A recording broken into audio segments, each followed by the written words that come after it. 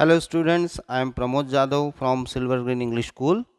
Today we will study the poem from First Flight book for class 10.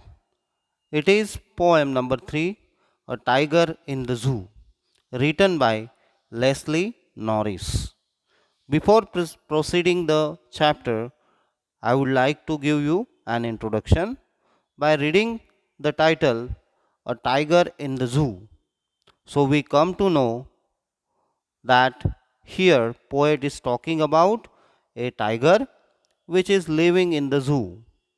Writer is doing comparison with the tiger which is living in the forest.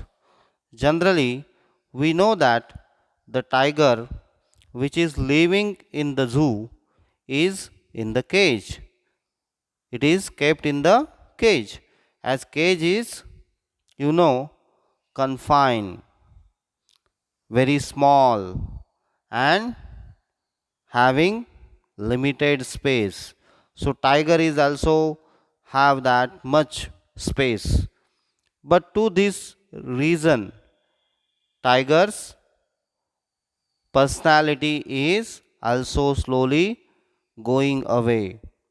On the other hand, the tiger which is living in the forest that has an open area, unlimited space, and natural atmosphere, it has true personality.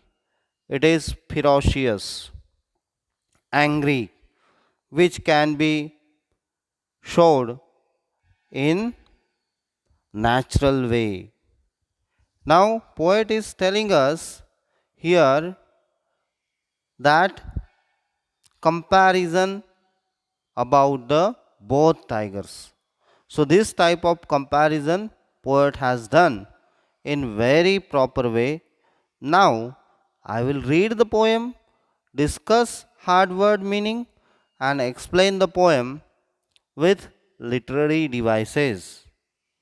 Now let's see stanza 1. I am reading for you stanza 1.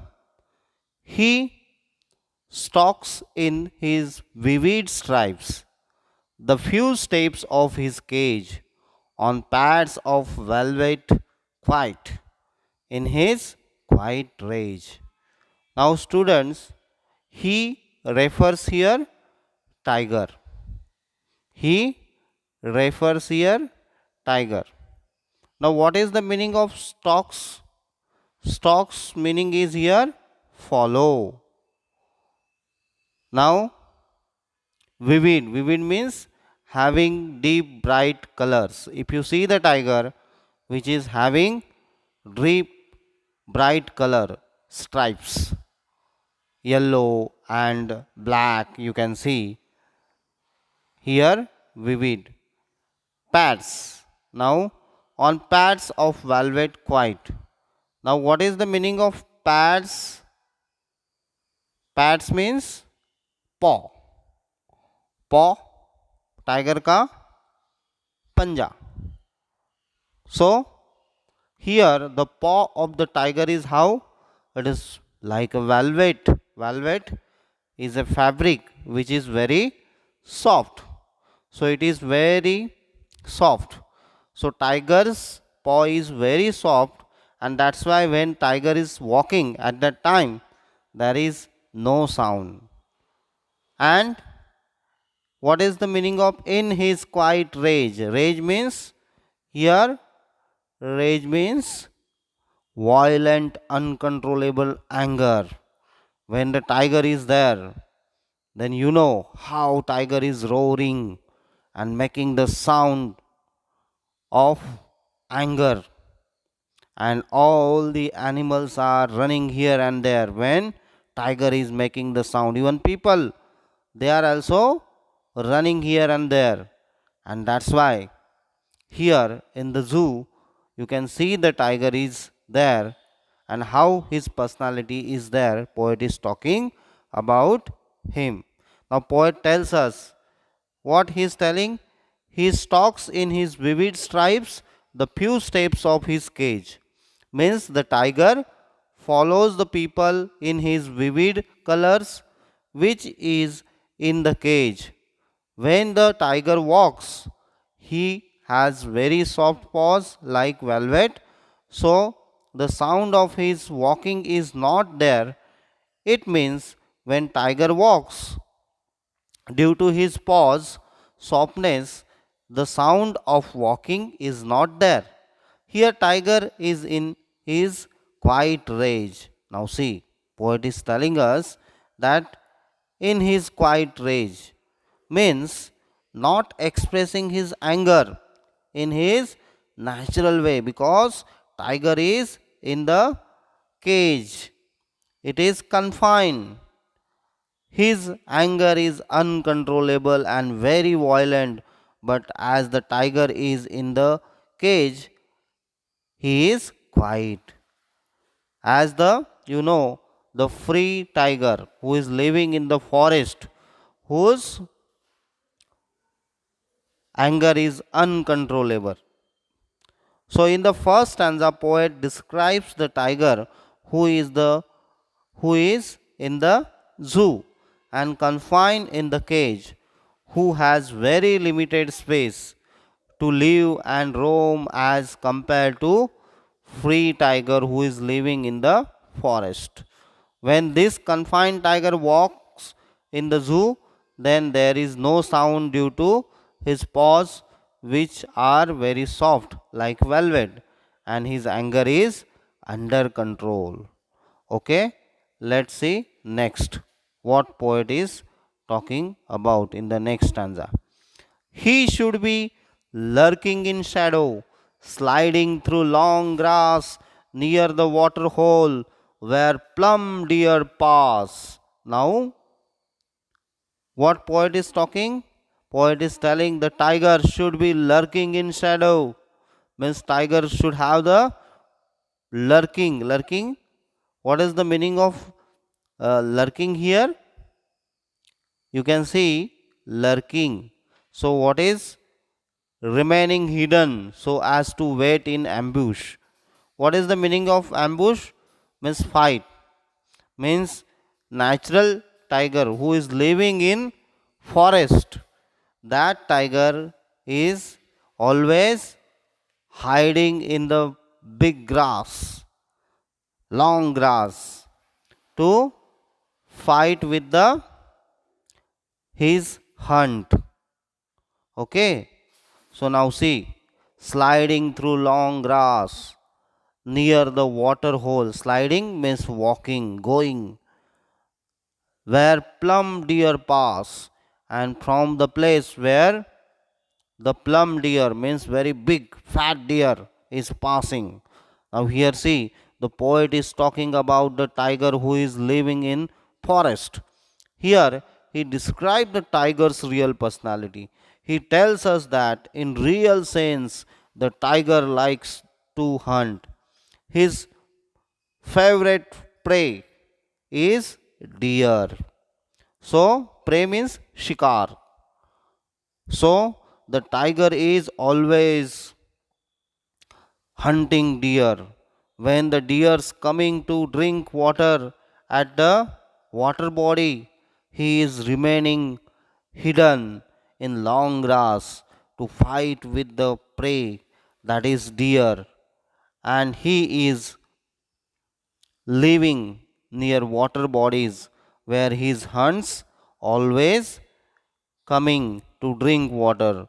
So the tiger likes to live such a places where the hunts he is getting. So here also you can see in the picture how the tiger is waiting for its hunt. Okay. Now let's see in the next stanza. He should be snarling around houses at the jungle's edge, baring his white fangs, his claws terrorizing the village. Now, see what poet is telling in the next stanza. You can see tiger should be snarling. What is the meaning of snarling? Make an angry warning sound. है ना, roaring sound, snarling, and at the jungle's edge, where tiger should be making the sound around the houses of the jungle's edge, baring his white fang. Now, what is the baring means? Baring means exposing, uncovering his white fangs. Fangs means a large, sharp tooth, especially canine tooth of a dog of or wolf. You know that you can see tiger is also having the big teeth, and this sharp tooth, a large sharp tooth, are very helpful him to attack on the prey. His claws terrorizing the village, terrorizing, creating the fear among the villagers. Now, see, here again the poet tells us that he should be means the tiger who is living in the zoo, who must be having different personality. He must roam around the border of forest or jungle and expressing his anger and to create terror to the people who lives around the jungle. He should shows his white tooth, his claws, and it has to show its ferociousness. But this tiger is locked in the cage, so it could not express his natural true personality. So here again poet is comparing both tigers, the tiger who is in the zoo and the tiger who is in the forest. Now let's see in the next stanza what poet is telling us about the tiger. But he is locked in a concrete cell, his strength behind bars, stalking the length of his cage, ignoring visitors. Now, see, poet tells us the tiger who is locked in the concrete cell. What is the concrete? A building material made from a mixture of broken stone or gravel, sand, cement, or water which can be sprayed or poured into molds and form a mass resembling stone on hardening. So how is the cage here? It is made of concrete cell. It is made of concrete. It is very, very powerful. So tiger could not go outside. His strength behind bar, and his strength is his power is behind the bar, means he is confined inside the cage, stalking the length of his cage. Now walking, stalking here, walking. Now the following the length of his cage, and whatever the space is there in the cage, he is walking only in that space and is ignoring visitors, means the visitors who are coming to visit in the zoo. So the tiger is not paying attention on them and ignoring them, that they are not there, like that. So poet tells us that the tiger's cell is made of with concrete, means it is very hard, it is very powerful, so tiger could not come out. The tiger's strength is confined, is locked in the cage, so he could not show his ferociousness to the visitors, and that's why the tiger is ignoring all the visitors. Not ignoring means not paying attention. Now next stanza, let's see in the fifth stanza what the poet is telling about the tiger. He hears the last voice at night, the patrolling cars, and stares with his brilliant eyes at the brilliant stars. Here, the tiger only hears the sound of patrolling cars at the night and stares at the stars on in the sky. So what is the meaning of patrolling? Patrolling means keep watching. Patrolling means keep watching over an area by regularly walking or traveling around it. So here cars are traveling around it and keeping watch on the tiger.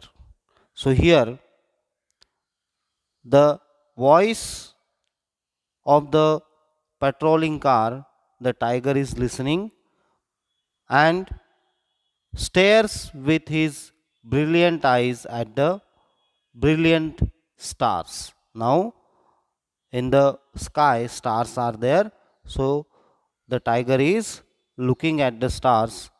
By this action, we come to know that the tiger, which is locked inside the cage, whose freedom has been deprived, so that he is very unhappy and sad. He could not show his natural strength. That's why he is ignoring the visitors. Those who are coming to visit him or watch him, he is ignoring those visitors. Now let us discuss about the literary devices. What are the literary devices used by the poet? Here, literary devices, poet is talking about the literary devices. First of all, rhyming scheme. So, poet tells about the rhyming scheme. Now, in the first stanza, if you see rhyming scheme, here stripes, cage, quiet, rage. Stripes, quiet, cage, rage. Now you can see stripes. Okay. A, cage, B, quiet, C, and rage. Here again you can see B, cage, rage. So almost in all the uh, stanza, the similar rhyming scheme is there. The next literary device is very prominent, that is personification. When we give human like qualities to non human or non living objects, at that time it is personification. So here he is referred to the tiger. So tiger is non human, and that's why here poet is using personification. For example, he pronoun is used for tiger. Next is enjambment. What is the enjambment? Sentence runs through two or more lines. There is no punctuation used in the sentence. For example, here you can see he stalks in the vivid stripes the few steps of his cage. So here the sentence is continue. There is no punctuation mark, and that's why here enjambment is there. Now third one is here imagery. By using action words to create a imagery, to create an imagery in the reader's mind. In reader's mind is called imagery. So here when we read the first stanza, at that time the image created in our mind that the tiger is in the zoo and confined in the cage. Next one is consonance. What is the consonance? It is the repetition of consonant sound. Now here you can see in the first stanza sa sound is there, stalks, so, stripes, so. So here that's why consonant sound has the value, and that's why here sound is repeated. Assonance. In this device, vowel sound is prominent, which is repetition. So which has the value. Now here you can see in the first line again he is vivid. So I means here you can see vivid E sound. I is repeated. I vowel is repeated. In vivid here in the first vivid and stripes. Okay. In the same way, in the third line also you can see velvet quiet. E sound is E vowel is repeated. It has the value. Next one is oxymoron. What is oxymoron? When the poem when in the poem poet is using opposite adjective with noun, then it is called oxymoron. For example, quiet, rage. Quiet means shant, rage means anger. Both are opposite. So here you can see quiet, rage. So quiet rage, the poet is talking about here the rage. Rage means anger.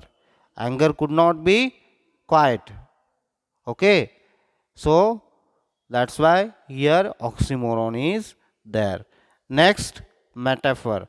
The indirect comparison in the poem is called metaphor. Here, softness of the tiger's paw is compared to the softness of the velvet fabric. So here you can see the metaphor. So in this way, in the first stanza, these many literary devices being used by the poet.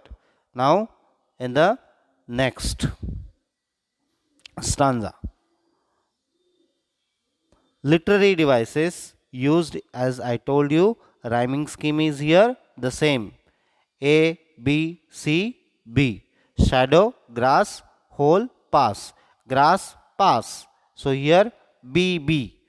And shadow, A, B, and hole again B, C, and here pass again B. Shadow A, grass B, hole C, and pass again B. So that's why here A B C B. Okay. Next one is personification. Here also you can see stanza starts with he. So again, when we give human like qualities to non-living or the in non-living object or no non-human, so here also tiger has been given human like qualities. Okay. Alliteration. Next, very prominent literary device is alliteration. The repetitive use of consonant sound at the start of two or more consecutive word in close relation. So plum, deer, pass. You can see here. So p sound is repeated. P and p. Plum, pass. P sound in plum and pass sound in pass. So here you can see alliteration is there. Next again enjambment. Now again you can see here. So from the second line to fourth line in stanza second, there is no punctuation mark. The sentence is running through, okay, all three lines without having any punctuation marks. That's why enjambment is here. Then next, imagery. Now again you can see by using action words to create a imagery in the reader's mind is called imagery. So here also you can see the image of the tiger, okay, who is attacking on the deer. Okay. Now next see what is the next literary device in the next stanza. Here again rhyming scheme is there, A, B, C, B in the third stanza. We can also see personification, okay, he, again he pronoun is being used, so that's why personification is there. Enjambment also you can see the in the third stanza, first and second line, there is no punctuation mark for ending, sorry, in between, and that's why you can see here again enjambment. Next, imagery. By reading this, again the poet is trying to create image of this particular tiger who is roaring, who is snarling, who is roaming around the edge of the jungle and baring his white fangs, his claws, terrorizing the villagers. Okay. Next one is here onomatopoeia. Onomatopoeia, use of sound words, use of sound word in the poem. So for example, snarling. Snarling is the sound word.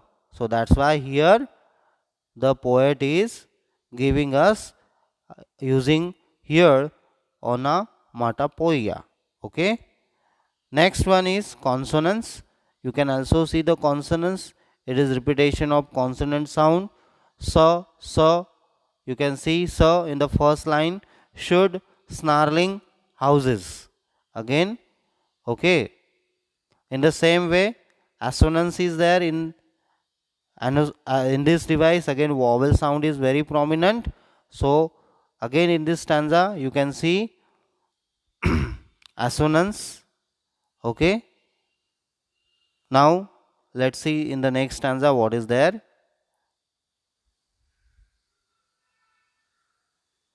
In the fourth stanza you can see here what is the rhyming scheme.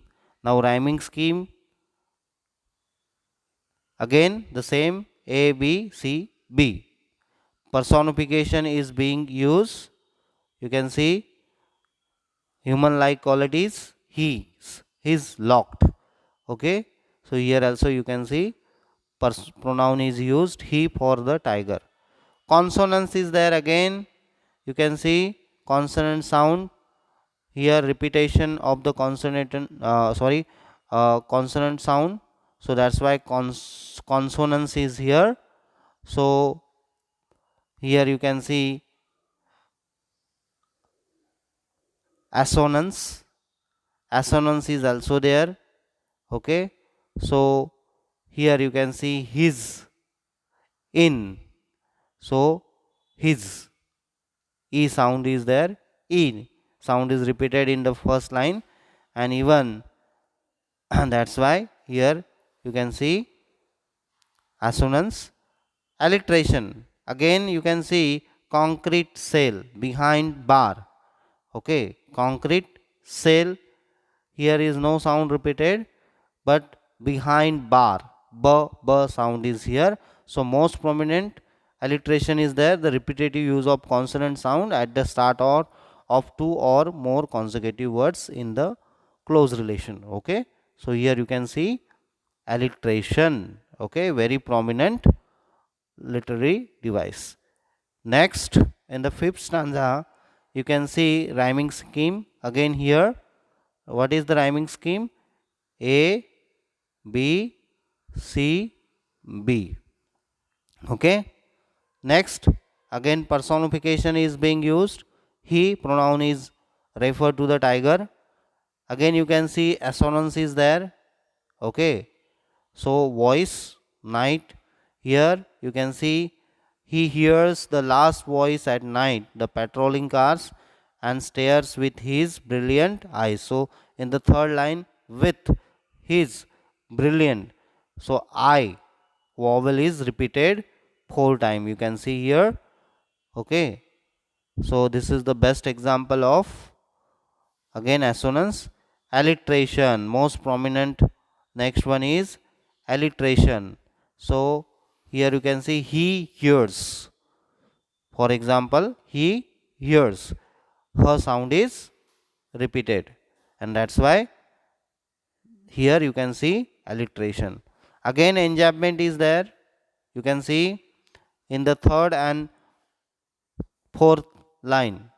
In between there is no punctuation marks. That's why enjambment is there. Then again an imaginary uh, view you can see. So that's why here imagery is there. So you can see the tiger who is sitting inside the cage, and you can the poet is creating an image in our mind. The tiger is sitting in the cage and watching towards the sky, towards the stars in the sky. So in this way the poet is giving us the total view of the tiger who is confined in the cage. Thank you. Have a nice day, students.